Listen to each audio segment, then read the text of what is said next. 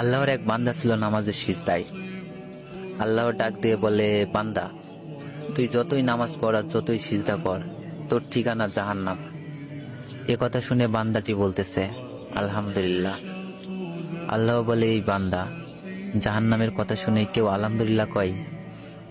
বান্দা বলে, আল্লাহ, জাহান্নামের মালিকও তুমি, জান্নাতের মালিকও তুমি। তুমি আল্লাহ যদি খুশি হয়ে আমাকে জাহান্নামও দাও, আমার আপত্তি করার কোনো অধিকার নেই। আল্লাহ বলতেছে, বান্দা, জাহান্নামে গেলে তুই পুড়ে যাবি, তোর কষ্ট হবে। বান্দা বলতেছে, আল্লাহ, কষ্ট শুধু আমার হবে না, তোমারও হবে। আল্লাহ বলে, বান্দা, তুই পুড়বি জাহান্নামে, আমার কষ্ট কেন হবে?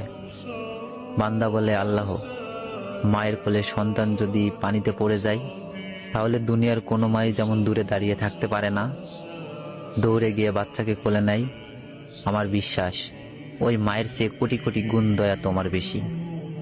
আমাকে জাহান্নাম দিলে তুমিও আল্লাহ শান্তি পাবে না। আল্লাহ বলে, বান্দা, এই দলিল তুই কই পাইলি?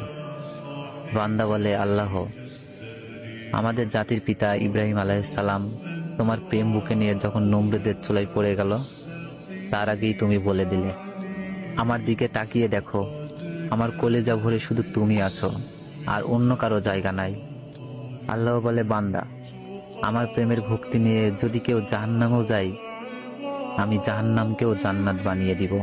সুবহানাল্লাহ।